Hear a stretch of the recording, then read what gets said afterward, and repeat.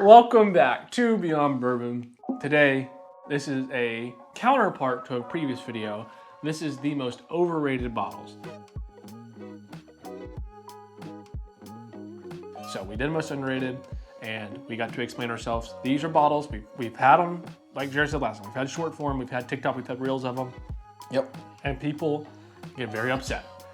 But we have a chance to explain ourselves now. This is our chance to explain ourselves. So we we'll get 1 minute for shorts. Yes. So we're trying to put as much bottles in there without talking. Yeah. This is our way to explain ourselves. And we have a couple of those same ones featured here. We do. So we can talk about it. So I think, I'll let you go first because I went first last time. All right. Wait, we have to make a clarifier. This does not mean we do not like or even do not love these bottles. Some of these bottles we really, really enjoy. We think they are too overhyped. They're talked about way too much. They're some people's favorites, some people's most sought out bottles. It's always on top of lists, or it's too much money. Yeah. And there's reasons why for each one. I just looked down at my list. They're all from the same daggone distillery. Wait, what? Oh my gosh. I didn't even realize that. We were making these lists before I didn't even pick up on that. What better distillery to make the most overrated products than Buffalo freaking Trace? Because they make so many daggone products and everybody salivates over them. Yes. Like they're God's gift to earth. Blanton's, for example, is a 93 proof product. Single barrel though, don't forget that. It just literally, single barrel is a buzzword that the people use in bourbon. I know. It makes a little variance, but it doesn't make it necessarily better. Or that you should go out and pay $300 for it. No, Blanton's has a cool bottle shape. It's cool that there's a little letter on this one. You can collect all of them. Yeah. Whatever, right? Oh, I can get one that was the date of whatever. It doesn't matter. Wherever you collect them. But what's in the bottle isn't that good. No, it's very average bourbon. Like it's an average 93 proof bourbon. That's nothing spectacular. That's nothing terrible. Now, straight from the barrel Blanton's is very good. Oh, I would put that on an underrated list. Besides price, but like this, everyone knew this was coming. Like when you clicked on this video, I'm sure you knew Blanton's going to pop up here, but for a good reason. Like this is a single barrel. This is a single barrel select, and even. Like it's still like it's okay. It's not bad. I drink. There's 1,000 other bottles we've had. I would gladly drink it. Yeah, but every channel talks about Blanton's. Every person you know, like, oh, I found Blanton's. Great, good for you. You made $20 because you can sell it to somebody who's a sucker and is going to pay over $100 for a 93 proof product. Yeah, that makes no sense. Can you name another 90 plus proof product that's over $100 that is worth it? That's a good point. There's nothing. It's stupid. Everything we have. Even Weller is cheaper. Yeah, that's better. That's crazy. I didn't even think about that. Insane, and it just keeps going up. I've been into liquor stores in this area that sell this for over $150, $200. It's just crazy. It's a 93 proof product. And even retail, it's gone up and up and up and up. This is the most, even when I started getting bourbon, I'm like, I'll never get a try Blanton's. Yeah. I'll never get my hands on it. That's crazy. I can't wait to get my hands on it. It sucks for the price. And that's how what much every beginner, when they see Blanton's, they are like, this is the holy grail. Their mouth starts to water a little bit. That's amazing because a lot of, this is the entryway to a lot of bourbon hunting for a lot of people, which is great. Like, I'm so glad it gets people out there looking and everything. I would buy it if I found it in the store because I know I can make money off of it, but not because I can drink it. The way I would explain most of these bottles as an overrated sense is the equivalent of like James Harden. James Harden is an MVP player. James Harden was very good at one time, and he is not very good now. He is talked about way too much. People think he is going to return as MVP, whatever. He destroys every team he goes to. That's the equivalent to almost all 6 of our bottles. I agree. They could be MVP players. They are very good. They they will score a lot of points. Like, they are amazing, but they are just like their teammates are better. There's other options out there that are cheaper, that are just better options. Absolutely. So that's the best way to explain it. And specifically Blanton's, that's what it is. Like it's a good product. You should never go out and pay more than like $70 for it. Yeah, it's a great product at a smaller price point that nobody's talking about. This would be on my underrated list. Yeah, I would agree with that. So I'll go with my list. I'm going to start from my least controversial to most controversial. So they're all least controversial. Yeah, they are for me. Irish Craig Toasted Barrel. So we got this. We were so excited to try it. So we recently, of course, a little dry.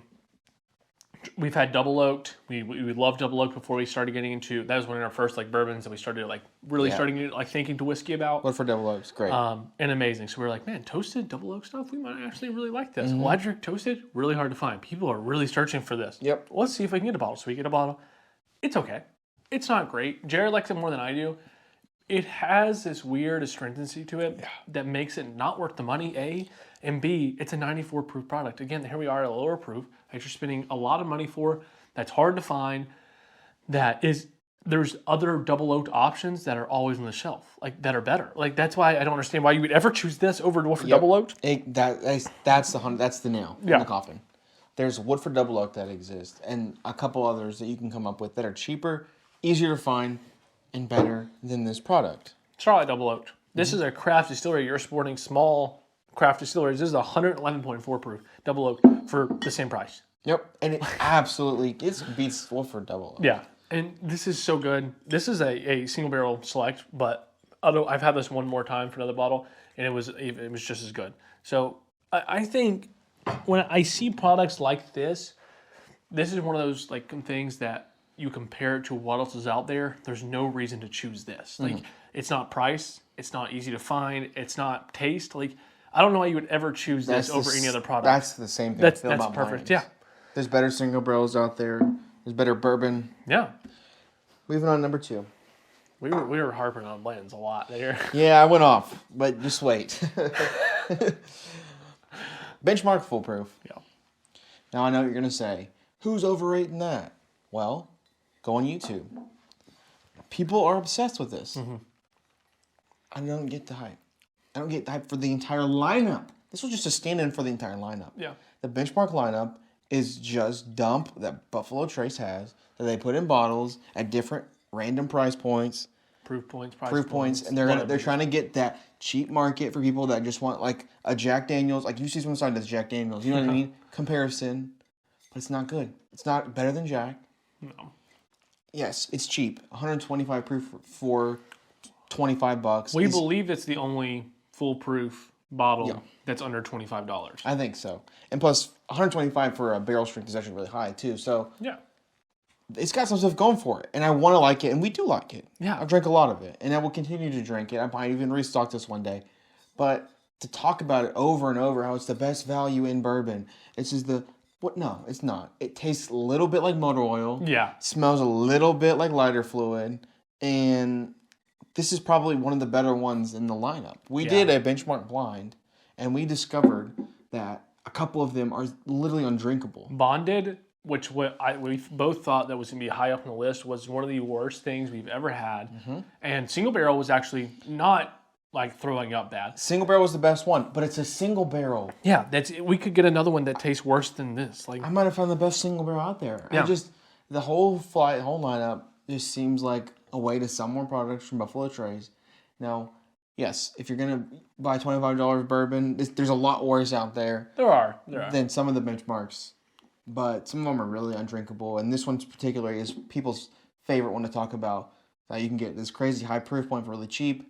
Yeah, but it's literally motor oil in a bottle that's flavored like whiskey. The thing with this is why I also know it's overrated is everyone's like, this is just George T. Stagg that's younger age. That might be the case, but it's also probably the barrels that have gone bad that are definitely not going to even make it to George T. Stagg. So it's not like if they just took, oh wow, this barrel is definitely going to be George T. Stagg another 10 years and put it in a bottle. It's like, man, this is not the profile we want for George T. Stagg. And this is something that we had that was like, everything at Buffalo Trace is one of 2 mash bills.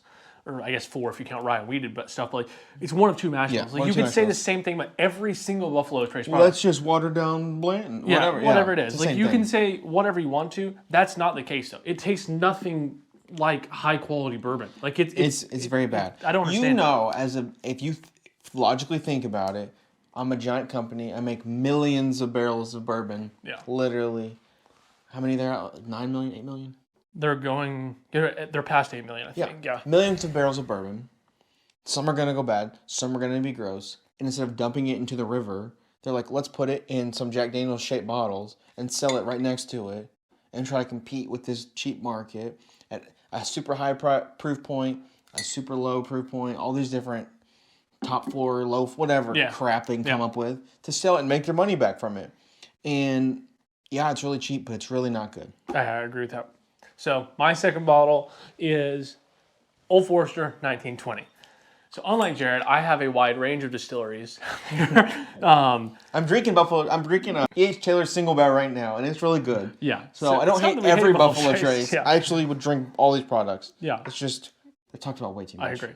So Old Forester 1920, part of their Whiskey Row series, 115 proof.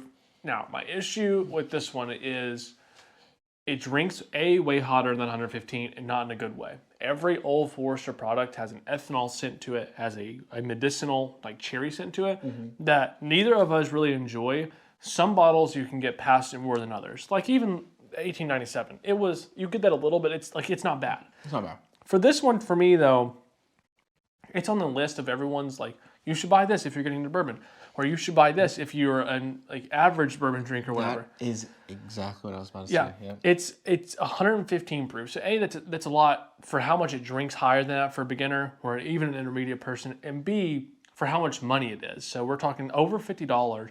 You can buy 2 or 3, or probably 2 bottom shelf bottles that are 20 times better than this, that gets you out there and to try more stuff.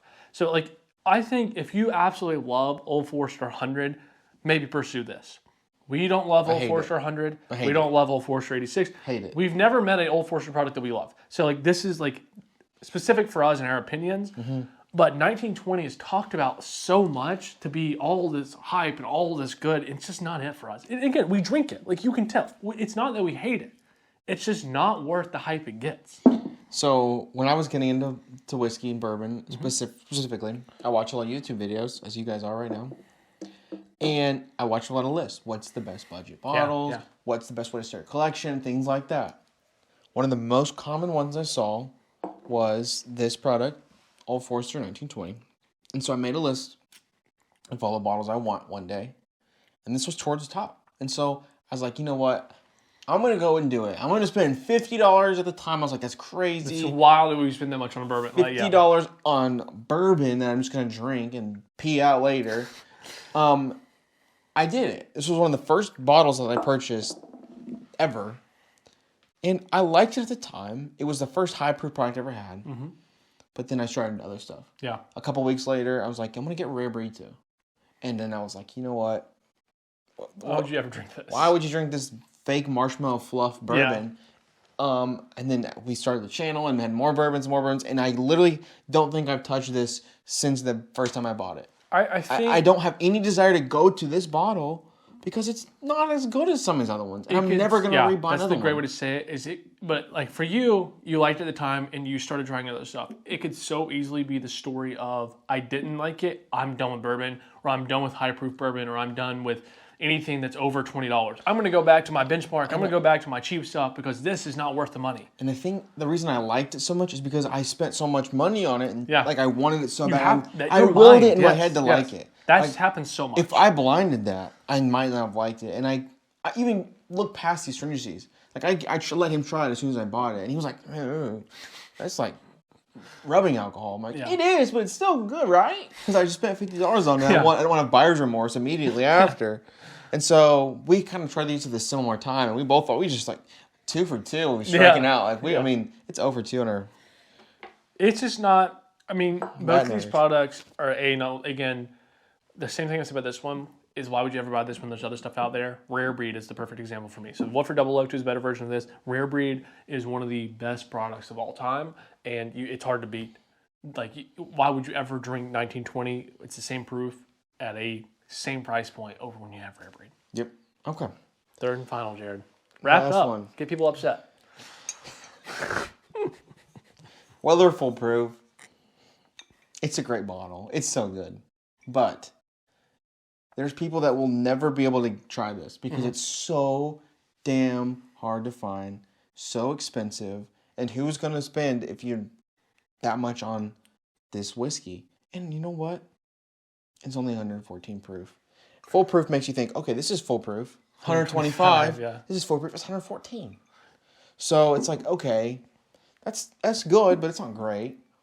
I think Weller regular Weller, which is like $30 or $25, $25. it's comparable to this. Like, obviously the proof is different, but the flavor you're getting on it and the value, it's just hard to compete. For Weller Foolproof, when we were making this list, I told Jared he has to put this in his list because every time he's blinded it, every time you've had it, like, you've always said this is an okay bottle. Mm-hmm. You've never been like, man, that's really good. No, you've never said this is terrible. You've always been like, this is okay. Yeah. Like, every time. I want to like it. Yeah. First of all, they did a pick of it. I want to like it for that reason. I want to like it because it's an expensive bottle that I'm kind of lucky to have to be able to try. Mm-hmm. But when reality comes, you take away the bottle, the name, the whiskey inside the glass. It's not worth the price you're paying for. I mean, what, $200+? Yeah, on secondary it's $200+. Retail, though, you're talking like $50, $60. It's worth the $50, $60. Have you ever seen this retail? I've never seen it retail. In order to get these, you have to win a lottery at some liquor store or have like a billion points to spend on it. And at that point, you're going to love it because you work so hard to get to it. And you're like, I love it so much. I blinded it, and I didn't like it. Yeah, it's most of the Weller products are way overhyped because they're so hard to find. Mm-hmm. I think that's a little different than these 4 products we have here. Is the Weller products are on a different level of hard to find, and especially when you get anything besides Special Reserve, like Foolproof, 12-year, 107 even, like those are just, you're talking auctions. Like I won a 12-year at a Total Wine auction, or not auction, but lottery. And it was okay. We tried it. Not great. It was a 90 proof 12. Like, the age didn't really matter to me. You couldn't really taste the age.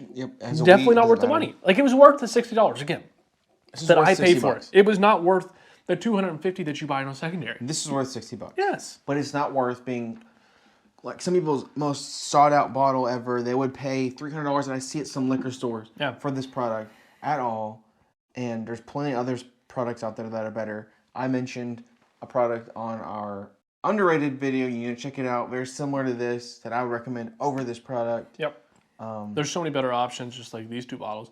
That's the perfect example of James Harden. That is an MVP player that is very good at basketball. That is very good at drinking, like very good at being bourbon and being a weeded bourbon. Yep. There's better things out there, and it doesn't deserve the hype that it gets. Now, for the finale. And probably, if you're still watching, you're probably going to stop watching as soon as I say this. Yep. Give me a time to explain myself. I promise we're not doing this for clickbait. This is our genuine opinions. Wild Turkey 101. One of our favorite bottles. One of our favorite bottom shelf bottles. One of our favorite bottles in general. Mm-hmm. We love this. We love Wild Turkey. It's one of the distilleries that we first became obsessed with. We have almost every Wild Turkey bourbon option. Yep. My favorite distillery. Well, yeah, Russell's Reserve 13. I want to love this one. Yeah, is like that's the bottle we sat on most just because we like Wild 101 and Rare Breed so much and all this stuff. This bottle is never not talked about on any list, on any channel, on any TikTok, on any bourbon channel, whatever it is. It's either Wild Turkey 101 or Rare Breed going to be on anybody's list. Rare Breed deserves to be there. Rare Breed deserves it. This one, not so much. 101. So, again, very good product. But there are better options out there for the same proof and for the same price. Wild Turkey 101 keeps going up in price. Now, if we're talking when it was like a $15, $16 bottle, I probably wouldn't have it on this list because that's just an insane value for what this is. That's on Evan Williams' bottom of bond level. But now it's gone up to over $20 in a lot of places. The only place you can find it under $20 now, I think, is Total Wine. Mm-hmm. Every other, like even Liquor Barn, it's over $20. At the distillery, it's like $24, $25. I'm like, dude, that's not what this product is supposed to be. It's not. It's supposed to be your entry level into bourbon, into Wild Turkey. It's supposed to be readily available to be on everybody's shelf for as cheap as it can be. And that's what a lot of people are having, that's what it was when people started drinking it back in the day. You gotta love Wild Turkey 101. And I do. I love this product. Yes. But I'm gonna be honest with you. And you're gonna tell me your honest opinion too. When's the last time you had this? It's been a very long time. Last time I had it was when we filmed the Bottom Shelf Bangers video for it. And then before the last time I had it was for the Wild Turkey Blind. So I only have it for videos. Yeah. I'm never drinking this outside of this because I know there's other bottles I'd rather have. Usually when we go home after filming, we'll just take a couple bottles and just drink on throughout the week or like whatever it is. Home. I don't know if I ever will. Like there's never been a time where I'm like, you know what? Even like cheap stuff. I grab 1,000 other bottles up here. We have so many bottom shelf bottles because we do bottom shelf bangers. I never go for this one still. Like, it doesn't matter. Nope. Early times exist. Early times exist, and why would you ever drink this over that? Like, that's my whole mindset. Even if you love Wild Turkey Distillery, and we do. I do. This is not that good of a product. Like, it's great. It's so average, but people will talk about it like it's a $100 bottle. Yeah. And that's just not the case. Some people say this is their favorite bottle of all time. You have to respect. Got to be joking. I get it. I understand where you're coming from. We want to like the cheap stuff as well. Like, that is our goal in life, is to find a $25 bottle that we obsess over. And that's early times for us right now. It might change once we go on to 5 seasons of bottom shelf bangers. And I get that, like, you want to be that person that likes the cheap stuff, because that's us too. But there's other stuff out there that I think is just flat out better. I agree. That's just the other way to say it. Still a good bottle. Yeah. I still probably will rebuy another one. Yes, we 1,000% will. Because it's a classic. It's one you're always going to have on your shelf. But it's never one that I'm reaching to pour, and it's never one I'm going to talk about as much as some other products I've realized. Maybe you asked me this question 6 months ago, I would have said this was on the underrated list. But I've changed my opinion, and I'm going to hold firm on that. Look at our bottles here. Look how much money this is. Yeah. Like, take this out and that out. And this we have 4 bottles. Over $50. Yeah. And retail. Then we have 2 bottles that are terrible bottom shelf bottles. Like, I think this is a pretty good list. You guys will have to let us know what you think. I don't know. I think people have opinion based on the glass and the name on the glass more than what's in the bottle. And if you've never had this, you're going to think this is some of the best stuff you ever had. Mm-hmm. But when you try it, it's the same mistake we made. Is the difference that you're paying for worth that maybe 1 or 2 points it's going to score higher than regular Weller? No, it's not. My favorite thing to suggest to any new bourbon drinker is to blind your stuff. Get your spouse, get your friend, get whatever it is. Get them to come over and pick. If you have 5 bottles, get them to come pour one of them for you and really taste it and get an honest opinion. I guarantee it'll change your thought process. That's what we first started doing when we first started getting into bourbon. Every time we would just pour stuff, like almost every time we would drink bourbon, we would blind stuff for each other. Just because I thought that gave it the most fair point of view. And it does. It shocked me. Like, there's so many things that we have on the channel. I've been shocked. Like, wow. How is that better? Yeah. Because in my mind, it's from Buffalo Trace or it's from Wild Turkey. It has to be the best product out in the market. I spent X amount of money on it. There's premonitions or all these, or pre-notions rather, and like different things in your head that play into factor. If you really just deep dive into what's in the glass, the whiskey that's in the glass, the price you're paying for it, and take away what you're thinking about it, these are all overrated. Yeah, I mean, I think we have 6 bottles here that perfectly describe the bourbon market and our opinions right now. The bourbon market and the amount of talk, like the industry. Like, I mean, like the people are talking about, this is a clickbait. I put this on the thumbnail and you're going to click on the video because there's Blanton's in it. Yeah. Or there's Weller Foolproof in it. Wild Turkey 101. Wild Turkey 101. Whatever it is. So, but let us know what you guys think. Your top 3 must-have rated bottles. I'm sure someone will have a list that includes 2 or 3 of these, and someone will have a list that doesn't include any of these. Yeah. And they'll probably put a bottle in there that we absolutely love, and that's completely okay. Like, we love when people disagree with us because it's so interesting to see your opinions. Everybody's different. Everybody's palates are different. Yeah. And yes, I know you're going to say, well, all your bottles are empty pretty much. But we do like these products. These are all, it's bourbon. At the end of the day, it's all bourbon. Yeah. There's very few bourbons I won't drink. Woodford Reserve Bottled and Bond Wheat is not even on this list because it does not deserve to be on any list. All these products are drinkable. And at certain price points, I would pay for it and would drink it and enjoy them on multiple occasions. But for the reasons we said before, it's just not worth it. Overrated for sure. Part 2 coming soon, probably. Yes. Stay tuned. Maybe not soon, but in the near future. Yep. So yeah. Let us know what you guys think, and we'll see you next week.